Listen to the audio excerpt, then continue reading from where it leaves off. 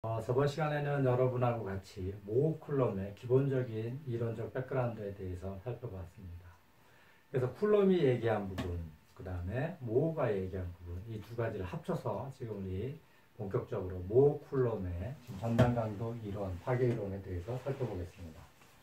자, 모호가 얘기한 것은 지금 뭐냐면 응용 요소 이미면의 작용면에 대한 응력 조건을 모호 서클이라는 것을 통해서 결정할 수 있다 하는 얘기를 모호가 한 얘기고요.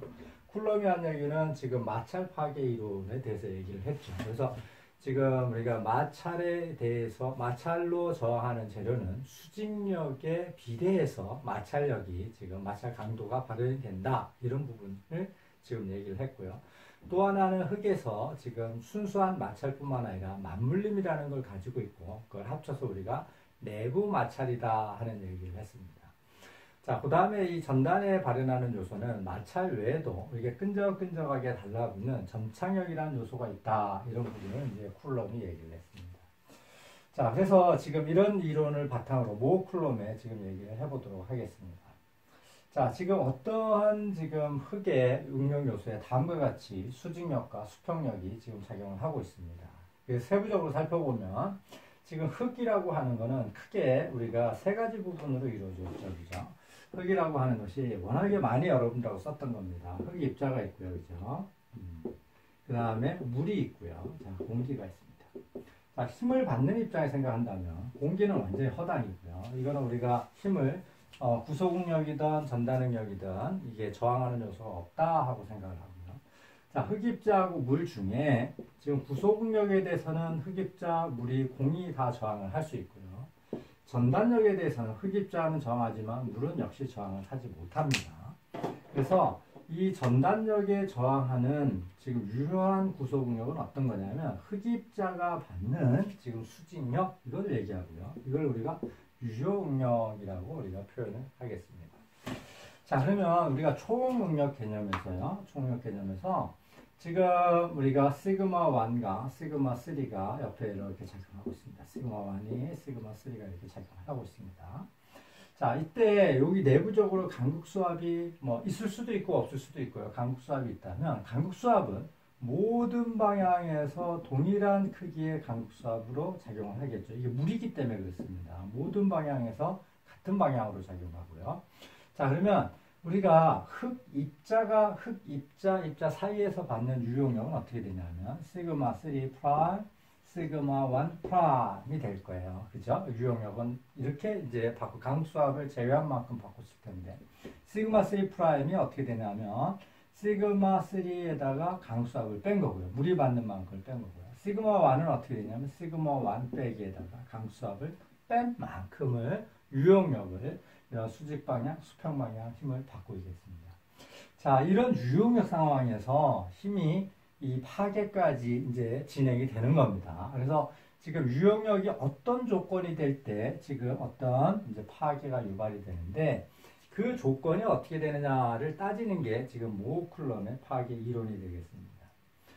자, 유용력 입장에서요. 지금 응력을 다시 한번 지금 그려놓은 겁니다. 자, 지금 유용력이요. 자, 시그마 3 프라임이 있고요. 시그마 1 프라임이 있습니다. 자, 시그마 3 프라임이 있고요. 시그마 1 프라임. 유용력이 작용하고 있어요. 자, 이럴 때 지금 모원을 갖다 그려놓고 보면 어떻게 되냐면 자, 시그마 축이고요. 수직 축이요. 타워 축입니다. 시그마 1에 0, 시그마 3에 0. 타워는 없는 상황이죠. 시그마 3에 0, 타워는 없고요. 시그마 1이에요. 시그마 3, 시그마 1이 있는 거고요. 프라임 유형을 있는 거예요. 이 상태에서 모원이 이렇게 그려집니다. 이렇게 그려집니다. 자, 그런데 파괴는 지금 쿨럼의 얘기에 의하면 파괴는 어떤 식으로 일어난다 하고 얘기를 했냐면 지금 전단 강도는 시그마 3에 그러니까 결국은 파괴면에 유효한 건데 자, 시그마 프라임의 탄젠트 파 이게 지금 내부 마찰력이고요. 그 다음에 점착력 이렇게 이루어지고 있다고 지금 얘기를 했습니다. 자, 좀 간단한 경우부터 볼까요? 자, 이게 C가 0인 경우라면 이게 없죠. 그죠? 자, 타워 F는 시그마 프라임의 탄젠트 파이예요.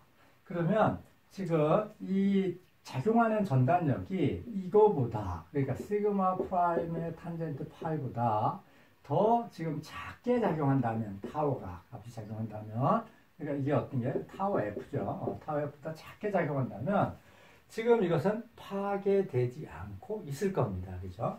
그러면 어떤 모의 지금 이 상태를 한번 봐봐요. 자, 얘가 모 서클에서 이렇게 돌아갑니다.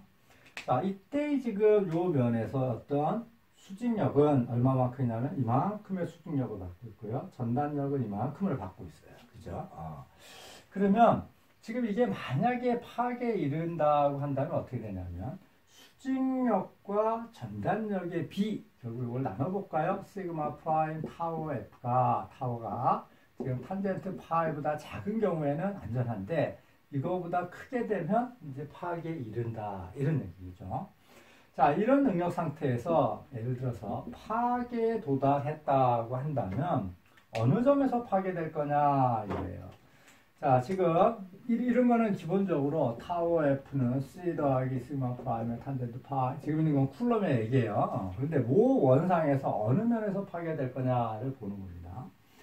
자, 지금 이 시그마 분의 타워가 이것분의 이거가 제일 큰 데서 파괴되죠. 그죠? 그러면 이것분의 이거가 제일 큰데, 자, 이렇게 돌려봅니다. 그러면 이때 응압 상태는 요것분의 요거가 될 거예요. 그러면 요 점에서는 이 기울기를 갖죠. 이것분의 이거였고요. 요 점에서는 어떻게 돼요?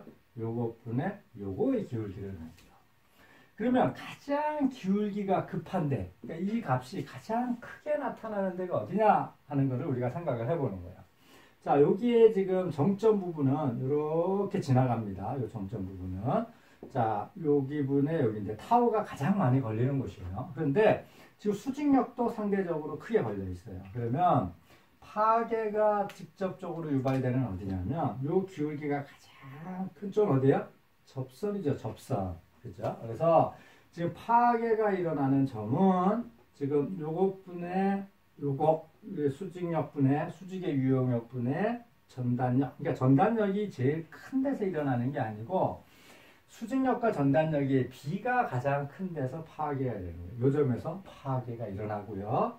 자, 요 점에서 지금 파괴점이 일어나는데 그러면 이렇게 모원상에 이렇게 돼 있을 거 아니에요, 그죠? 자, 여기서 기본적으로 이렇게 있는 데서 어떻게 돼요? 돌았죠. 이게 삥 돌아서 파괴로 유발됩니다. 2세타만큼 돌아서. 그러면 파괴면의 각도는 어떻게 될 거냐, 이걸 우리가 이제 생각해 볼 수 있다, 이런 얘기고요. 자, 그러면 요 기울기가 어떻게 돼요? 뭐가 돼요? 탄젠트 파이만큼 되는 거니까 요 기울기가 어떻게 되냐면 파이의 기울기. 그러니까 이것분의 이것이 탄젠트 파이인 거. 그러니까 요 각도가 파이. 내부 마찰각이죠. 자, C = 0인 경우에서 살펴봤는데 C가 0이 아니라면 어떻게 될까요? C가 0이 아니에요. 지금 C가 0이 아니라면 모원이 똑같이 이렇게 그려졌을 때요. 자, 일단은 점착력을 기본적으로 이만큼을 받고 있고요. 그죠? 이만큼을 받고 있고 거기에 기준에서 어떻게 전단력을 이제 받는 겁니다. 자, 여기서 아까처럼 이런 상태라면 이런 기울기를 받고 있는 거죠. 자, 요만큼은 어떻게 돼요? 점착력으로 저항하고 있는 거고요. 요만큼은 어떻게 되면 전단력이 전단력이 작용하는 겁니다. 그래서 이것분의 이거가 가장 큰 곳하고 따진다면 역시 마찬가지로 요 점을 기준으로 이렇게 접선이 되겠죠. 그럼 이 기울기가 뭐가 되겠어요? 파이가 될 거고요. 여기에 밑에 이렇게 일정하게 저항하는 부분이 C 점착력이 될 겁니다. 자, 이거를 다 지금 고려를 해서 전체적으로 정리해서 그림을 그리면 다음처럼 됩니다. 시그마 타워가 있고요. 자, 이렇게 파괴가 된다는 거예요. 그죠? 그래서 언제 모원을 구태여 여기다 갖다 그린다면 이렇게 접선인 상황에서 파괴되고요. 요거의 각도는 파이고요. 여기에 절편값은 C가 되는 거예요. 그죠? 그래서 요게 파괴되는 선, 그래서 이걸 뭐라고 그러냐면 파괴 포락선이라고 부르고요. 펠린벨러프라고 부르고, 이 파괴 포락선은 어떻게 형성이 되느냐? 타워 F는 C 더하기 요거의 각도 파이죠, 그죠? 그럼 기울기가 어떻게 탄젠트 파이죠? 시그마의 탄젠트 파이. 근데 어떤 응력이? 유용력이다. 그래서 지금 수식을 보면 결국은 같은 얘기를 하고 있는 거죠. 그래서 이런 수식 형태를 우리가 뭐라고 부르느냐? 모쿨롬의 파악의 기준이라고 우리가 칭한 겁니다. 자, 됐고요. 이 지금 요 상황에서는 지금 같은 얘기를 하고 있는 겁니다. 어떤 얘기를 하고 있냐 하면 그거를 예를 들어서 보는 거예요. 시그마 3가 일정하게 있어요. 시그마 1이 점점 커집니다. 그러니까 지금 어떤 상황이냐면 옆으로 이렇게 살짝 누르고 있고요. 위에 수직으로 누르는 힘을 점점 세게 누르면 언젠가는 파괴가 되겠죠. 언젠가는. 어느 점에서 파괴될 거냐. 자, 파괴 포락선이 이렇게 형성이 되어 있어요. 지금 이 상황에서 시그마 3가 있고 시그마 1이 있을 때는 어떤 응력 조건에서도 지금 이 기울기만큼 되는 응력 상태가 없습니다. 지금 이런 어떤 점을 지금 예를 해도 이 기울기라고 하는 거는 파괴 포락선 안에 있어요. 여기는 지금 뭐냐면 안정된 상태로 있습니다. 시그마 1이 점점 증가를 해요. 그러면 시그마 3가 일정한 상태에서 시그마 1이 점점 증가하면 모 1이 점점 증가해서 언제 파괴되느냐? 요 파괴 포락선에 이렇게 만날 때 이게 드디어 파괴로 유발이 되는 이런 상황이 되는 것입니다. 그것을 지금 이 응력 변화를 모원상에서 이렇게 살펴보고 있는 것이고요. 자, 지금까지 얘기했던 것들을 정리하면 다음과 같은 결과가 얻어집니다. 그래서 모 쿨롬의 파괴 포락선은 다음과 같이 형성이 돼요. 타워 F는 C 더하기 시그마 프라임의 탄젠트 파이 이런 수식으로 형성이 되고요. 파괴점은 어디 있느냐? 지금 요 모 서클과 요 파괴 포락선이 만나는 접하는 요 점이 지금 뭐냐면 파괴점의 응력 상태고요. 자, 그 각도가 얼마만큼 돌았냐? 2세타만큼 돌았죠. 그러면 파괴면이 지금 이렇게 세타면이 되고요. 요 면에서 파괴가 일어난다 이런 얘기예요. 응력 조건에 여기 요 세타에서 2세타만큼 도는 요 면, 이게 이제 파괴면이 되는 거예요. 자, 그래서 우리가 지금 요 두 부분, 이 전당 강도는 지금 점착력과 내부 마찰력이 합으로 이루어진다 이런 얘기고요. 점착력은 지금 수직력의 유용력에 무관하고요. 내부 마찰력은 두 개로 이루어지는데 순수한 마찰과 맞물림으로 이루어져 있는데 이걸 합쳐서 내부 마찰이라고 불러요. 내부 마찰력은 수직력에 비례한다. 얼마만큼 비례하느냐? 탄젠트 파이만큼. 내부 마찰 각에 따라서 비례한다. 이런 얘기. 그래서 이 점착력과 내부 마찰력을 우리가 전단 강도를 결정하는 전단 강도 점수라고 부릅니다. 그러니까 시그마 C값하고 파이값이 결정이 되면 우리가 이 흙의 고유한 이런 전단 강도를 결정하는 개수가 되는 거예요. 값이 정수가 되는 거죠. 그래서 우리가 shear strength 파라메타라고 칭하고요. 그러면 어떤 흙의 전단 강도는 얼마입니까? 하고 묻는다면 이거는 몰라요. 그러니까 여러분들이 흙을 한 줌을 갖고 와서 교수님 이 흙의 전단 강도는 얼마입니까? 하고 저한테 묻는다면 나는 모른다 하고 대답을 할 텐데 그것은 무슨 얘기냐면 이 흙이 갖고 있는 C값하고 파이값은 알 수 있겠죠. 그런데 전단 강도는 뭐에 의해서 좌우되느냐? 유용력에 따라 좌우하는 거예요. 그러니까 이 흙의 전단 강도가 얼마이면은 이 흙의 C값, 파이값을 재료적인 전단 강도 점수를 안다고 할지라도 무엇을 추가적으로 알아야 되느냐? 여러분들이 구속력의 크기를 알아야만 전단 강도를 우리가 평가할 수 있다. 이런 얘기예요. 자, 예를 들면 이런 지금 얘기를 할 수 있는 겁니다. 여러분들 그 마트에 가시면 진공포장 땅콩 같은 걸 팔아요. 그러니까 이 땅콩인데 진공으로 당겨놔서 아주 포장을 진공으로 당겨서 딱딱하죠. 아주 강한 일점 강도를 가지고 있습니다. 자, 그런데 얘를 이렇게 쫙 풀러요. 그러니까 진공을 뜯는 거죠. 이 봉지를 뜯어내면 얘가 이제 더 이상 진공압, 구속압이 안 가해져요. 구속압이 안 가해지면 어떻게 되냐면 거의 힘을 못 받죠. 강도를 못 받는 거예요. 자, 그러면 이 땅콩에 진공 포장된 이 속의 재료에 C값, P값을 변했냐? 아닙니다. 뭐가 변했느냐 하면 구속력이 변한 거예요. 그래서 구속응력이 작용하면서 C값, R값이 있는데 구속응력이 0일 때는 C도 0이고 아까 땅콩 예를 들면 C도 0이고 구속응력도 0이면 전달 강도는 0이에요. 그러니까 지금 모래 같은 이런 점성이 없는 재료가 구속력을 받지 못하면 전단 저하 거의 못합니다. 굉장히 약한 상태에 존재를 하죠. 자, 하지만 이 구속력이 가해지면 어떻게 돼요? 이 내부 마찰력이 강하게 발현되기 때문에 전단 강도가 상당히 발현을 하게 되고요. 그래서 여러분들 그 진공포장 땅콩 아까 얘기했던 것처럼 진공으로 구속력을 가게 되면 상당한 강도를 발현하는 이런 특성이 있습니다.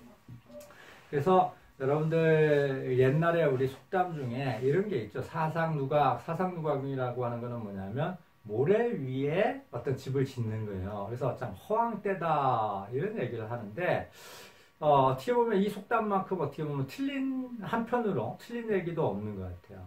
모래라고 하는 재료는 물도 잘 빠지고요. 상당히 이제 특성이 좋습니다. 이 위에 구속력만 받을 수 있다면, 그러니까 구속응력만 이 모래에 지금 이 제하가 된다면 모래의 전단 강도는 점성토보다 월등히 뛰어납니다. 좋은 아주 강한 지금 이 강도를 발현을 해요. 그래서 모래가 표면에 나왔을 때는 약해요. 왜? 구속력을 받지 못하기 때문에. 그런데 이 땅 속에 들어있는 모래는, 그러니까 모래를 꾹 눌러놨을 때는 상당히 좋은 강도를 발현한다. 그래서 사상누각이라고 하는 표현은 표면에 있을 때는 모래는 참 강도를 받지 못하는 거지만 흙 속에 있는 일정한 위에서 누르는 힘이 있는 상황에서는 대단히 강도를 발현한다. 이런 얘기예요. 그래서 어떻게 보면 이런 속담도 한편으로는 조금 맞지 않는 뭐 이런 거다 하고 생각이 되고요. 옛날에 제 애들이 어릴 때 동화책을 읽어주다 보면 이런 게 있었어요. 피라미드가 모래 위에 지어졌는데 뭐 수천 년 동안 이렇게 이 뭐랄까 모래 위에 지어진 구조물들이 참 뭐랄까 파괴가 안 되고 오랫동안 유지하는 게 미스테리다, 잘 모르겠다, 불가사의하다. 그래서 내가 읽으면서는 어떤 생각이 드냐면 그거를 불가사의라고 생각하는 당신이 참 불가사의하다.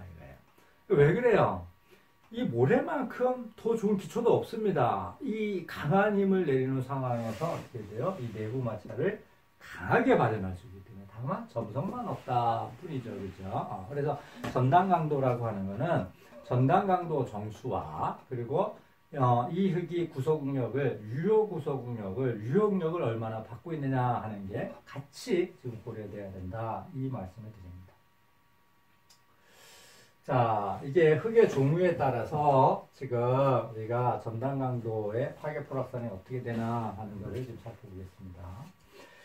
자, 사질토인 경우에는 일반적으로 점착력은 없습니다. C가 0이에요. 그러니까 사질토다고 하고 얘기를 한다면 그냥 C가 0이다. 공학적으로는 거의 0이다 하고 충분히 합당하게 가정을 할 수 있습니다. 그러니까 우리가 뭐 사질토 집안에서 이렇게 문제 시작을 하면 C가 0인 흙을 대상으로 하는구나 이렇게 특별히 C가 0이다 하는 걸 문구를 언급을 안 해도 이 가정을 기본적으로 내포하고 있는 겁니다. 자, 이에 반해서 파이 값이 상당히 가지고 있어요. 그러니까 지금 구속력이 없을 때는 전단 강도는 0이에요. 그렇지만 구속력이 있으면 전단 강도는 발현을 하기 시작합니다. 그것도 구속력이 커지면 크게 발현을 하죠. 자, 이에 반해서 점성토는 끈적거림을 가지고 있죠. 그래서 C값을 상당 부분 가지고 있어요. 점착력을 가지고 있어요. 그에 반해서 내부 마찰력은 내부 마찰에 의해서 힘을 발현하는 요소는 작아요. 파이 값은 어떻게 되냐면 파이 사질토보다 파이 점성토가 지금 작습니다. 많이 작아요. 그래서 지금 우리 사질토 같은 경우는 파이 값이 뭐 30도, 뭐 40도 상당히 이렇게 큰 값을 갖는 반해서 점성토는 뭐 15도, 20도, 뭐 30도 밑으로 이렇게 가지게 됩니다. 자, 그러면 이제 보죠. 사질토의 강도와 점성토의 강도가 누가 더 크냐? C값, P값 문제가 아니라 누가 더 크냐 하고 있을 때 구속력이 작은 쪽은 누가 더 커요? 점성토가 강도가 전단 강도가 크죠. 구속력이 크다면 어떻게 돼요? 사질토가 전단 강도가 큽니다. 근데 지금 요거는 그림을 상당히 좀 제가 과장되게 그린 거고, 일반적인 구속력, 그러니까 심도가 약간이라도 좀 있는, 그러니까 토피가 위에 상대하중이 한 1, 2m 정도만 있는 요 구속력 상태라면 사질토의 강도가 월등히 좋습니다. 일반적으로. 그래서 조금 더 이거를 리얼하게 그리면 사실은 이렇게 그려야 돼요. 사질토가 이렇게 있으면 점성토는요, 여기 조금 있고요. 이렇게 있다고 봐요. 이게 점성토고요. 이게 사질토예요. 이건 좀 내가 이거보다는 지나치게 또 과장이 됐네요. 이런 뭐한테 특성이 있다. 이 정도로 여러분들이 이해를 하시면 되겠습니다. 자, 그러면 이 모어쿨럼의 파괴 포락선이 항상 모든 조건에 다 유효하냐? 그거는 아니에요. 그래서 구속력이 아주 많이 커지면, 그러니까 옆에서 미는 힘이 아주 많이 커지면 더 이상 전단 강도가 옆에서 미는 구속력에 비례해서 커지지 못하고 조금 일정한 값으로 이렇게 수렴을 해버려요. 아주 높은 구속압에서입니다. 이건 어느 정도 구속압이냐?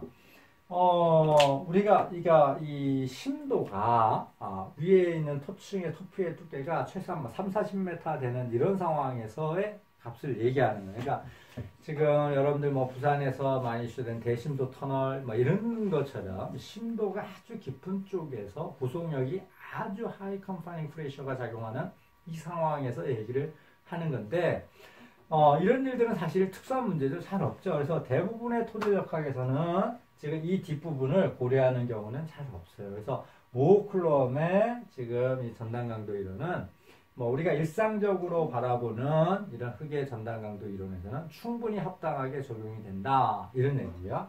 자, 높은 구속력에 작용할 때 이렇게 이 구속력에 비례하지 않는 건 이렇게 이해하시면 돼요. 자, 옆에 이렇게 누웠고 옆에 이쪽으로 밀잖아요. 그죠? 그래서 힘을 가하게 되면 올라탄다 그랬잖아. 얘가 올라타서 입자를 재배열하면서 맞물림이 풀리면서 강도를 발현해요. 그래서 얘가 힘을 수중력이 강해지면 맞물림도 동태가 커지는데 정말 많이 강해지면 어떻게 했어요? 꽉 누르면 올라타는 게 아니고 어떻게 했어요? 이 입자를 끊어버리겠죠. 근데 조금 잔인한 표현인지 모르지만 올툴토돌한 이거를 뚜두두두 가는 게 아니라 그냥 이걸 밀고 지나가 버린다. 입자가 파쇄됩니다. 그래서 여기 부분에는 아주 구속력이 크면 이런 이 내부 마찰력이 그 응력에 비례한 만큼 충분히 발현되지 못하는 이런 상황도 있다. 이 정도로 여러분들이 생각을 하시면 되겠습니다. 자, 그러면 지금부터는 전단 강도를 표현해라 이 뭐라 해야 되나 평가하는 시험 방법에 대해서 얘기를 하고자 해요. 자, 지금 이제 대표적으로 실내에서 지금 수행하는 방법, 현장 시험을 이제 두 가지를 간략하게 이제 소개를 드리고, 지금 이제 이 전단 강도의 모어쿨럼의 전단 강도 이론에 지금 배수 조건이라든가 지금 뭐 이 구속력 조건에 따라서 변하는 특성 이런 것들은 나중에 다시 한번 지금 살펴보고자 합니다. 자, 일단 기본적인 실험만을 지금 얘기를 하고자 합니다. 자, 첫 번째 소개드릴 실험은 지금 뭐냐면 삼축 압축 시험이라고 부르는 거예요. 삼축이라고 하는 건 이게 축 방향이 세 방향에서 가해진다 이런 거예요. 그러니까 지금 이런 시편이 있을 때요. 이쪽 방향, 이쪽 방향, 이쪽 방향, 한 방향, 두 방향, 세 방향으로 모두 힘을 가하는, 그래서 응력 조건을 지금 모사하면서 파악에 일으켜 드리는 시험을 우리가 삼축 압축 시험이라고 불러요. 그런데 우리가 일반적으로 쓰는 거는 위에서 가해지는 이런 축력 시그마1은 별도로 주지만 이쪽 방향에 가해지는 거나 이쪽 방향에 가해지는 거나 시그마2나 시그마3는 같게 가요. 그래서 이런 걸 우리가 등방 삼축 압축 시험이라고 부르고요. 시그마2와 시그마3를 달리하는 이런 실험도 있어요. 이건 굉장히 까탈스럽습니다. 이걸 우리가 진삼축압축. 이게 이렇게 특별히 이름을 붙여준 거는 대부분의 삼축압축 실험은 지금 등방 삼축압축 시험입니다. 그래서 등방 삼축압축 시험은 그냥 삼축압축 시험이라고 부르고요. 1, 2, 3를 완전히 2, 3를 이 별개로 조절하는 거는 진짜 true triaxial test라고 이제 칭하는 이런 겁니다. 일반적으로는 우리가 등방 삼축압축을 시험을 행하는 거죠. 자, 실험을 하길요. 자, 이렇게 합니다. 자, 시그마 3를 얼마를 가하고요. 시그마 1을 파괴될 때까지 얼마 깨졌어요. 자, 얘를 10이라는 힘을 가했더니 예를 들어서 20에 깨졌습니다. 자, 시그마 3를 바꿔요. 얘를 20이라는 힘을 가했더니 시그마 1이 40에서 깨졌어요. 시그마 3를 30을 가했더니 얼마에서 깨졌어요. 자, 이 과정을 실험적으로 이제 보는 겁니다. 그래서 결과를 이제 볼까요? 어떤 결과를 얻으시냐면, 자, 지금 시그마 1, 시그마 3가 얼마일 때, 지금 이제 시그마 1이 어디서 깨지느냐 하는 값을 이제 얻는 겁니다. 자, 세부적으로 보면, 요거는 이제 나중에 여러분들 다시 한번 얘기할 거예요. 그래서 시그마 3가 있고요. 시그마 1이 있으면, 얘를 달리 보면 이렇게 된 거예요. 시그마부터 뺄까요? 시그마 3 작용하고 시그마 1 빼기 시그마 3가 작용하고 시그마 1 빼기 시그마 3 시그마 지금 3 잠시만요. 시그마 3가 작용하고요. 시그마 1 빼기 시그마 3 얘가 합치면 어떻게 시그마 1이죠. 그죠? 여기 시그마 3가 자, 요렇게 다 같은 시그마 3가 작용하고 추가적으로 이만큼이 작용했다. 이거는 무엇을 이렇게 쉽게 우리가 고려하기 위함이냐면, 지금 모든 방향에서 같이 작용하는 힘, 이걸 우리가 구속력이라고, 이 용어는 많이 썼죠. 그죠? 구속력이라고 부르고요. 자, 요 두 힘의 차이를 우리가 축차응력이라고 부른다 그랬잖아요. 그죠? 그래서 구속력은 말 그대로, 이거를 얼마나 꽉 눌렀느냐, 이런 얘기를 하는 거고, 축차응력은 어떤 의미라고 했어요? 전단력을 우리가 얼마나 가했느냐 이런 의미를 하겠잖아요. 그죠? 그래서 구속력이 얼마일 때 전단은 얼마를 가했느냐, 그래서 구속력이 얼마일 때 전단이 얼마에서 파괴가 됐느냐를 얻습니다. 자, 그러면 우리가 이때 파괴될 때 값을 얻었어요. 그러면 모원을 여기다 할까요? 모원을 얻어요. 시그마 3가 얼마일 때, 시그마 1 빼기 3가 얼마일 때 파괴됐습니다. 자, 그 다음에 시그마 3가 얼마일 때 했더니 또 파괴됐어요. 자, 그러면 언제 파괴되냐 하면 이 접선에서 파괴된다 그랬잖아요. 접선에서. 이렇게 접선에서 파괴된다 그랬잖아요. 그러면 다른 실험을 하면 여기서 파괴가 됐겠죠. 그러면 자, 요런 시험 결과로부터 무엇을 얻느냐? 요 기울기 8각, 내부 마찰각, 요때 요가 점착력 C를 얻는 거예요. 그래서 C값, 8값을 우리가 결정하는 게 지금 이 실험을 통해서 C값, 8값을 결정하는 게 삼축압축 시험의 주 목적이 되겠습니다. 자, 그런데 이 삼축압축 시험은 지금 이렇게 응력 조건을 조절하면서 무엇을 측정할 수 있냐면 요 안에 있는 간극수압을 측정할 수 있어요. 간극수압을 측정하면서 여기에 뭔가 배수 밸브들이 있죠. 그래서 여기에 배수 조건을 조절할 수 있습니다. 배수 조건을 조절하면서 지금 간극수압을 측정하면서 실험을 해요. 과거의 삼축압축 실험, 이거는 역사의 산물이라고 거의 보셔도 되는데 간극수압을 측정하는 것이 조금 어려웠어요. 테크닉적으로. 그런데 지금은 여러분들 이 센서라든가 이런 것들이 비약적으로 발전을 하고 있어서 간극수압을 측정하는 건 이제 특별한 테크닉도 아니고 일도 아닙니다. 당연히 측정이 되는 이런 부분이에요. 그래서 지금 이런 게 이제 기본으로 하면서 배수 조건에 따른 우리가 강도의 전단 강도의 변화 특성을 볼 수 있는 거예요. 그 지금 형태가 종류가 다음처럼 나뉜다. 그래서 구속력을 제어할 때 배수를 시킬 거냐 말 거냐. 구속력만 제어할게요. 그래서 구속력을 제어할 때 배수를 시키면 안밀이 일어나고요.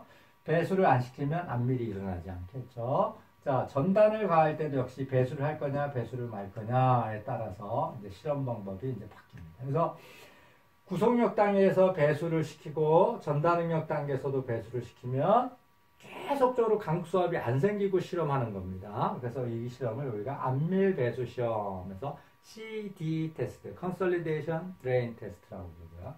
안미를 시키지만 전단 단계에서 배수를 시키지 않는 시험을 우리가 CU 시험이라고 부릅니다. 안밀 비배수 실험이라고 불러요. 자, 이때 구속력 단계에서도 배수시키지 않고 끝까지 전단 단계에서 배수시키지 않는 것을 비안밀 비배수 시험, 우리가 그냥 끝까지 배수 안 시킨다 그래서 비배수 시험이라고 부릅니다.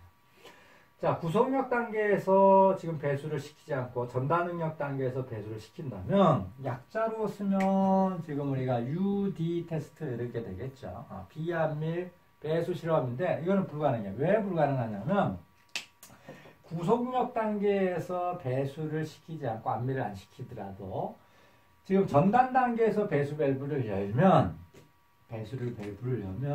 더 이상 지금 이 비안밀 단계의 상태를 유지 못하고 이 배수가 시키면서 이놈이 어떻게 돼요? 이 안밀 상황을 유발합니다. 그런데 완벽하게 안밀 상황을 다 유발되냐? 두 개가 한꺼번에 일어나니까 죽도 밥도 아니게 되는 거예요.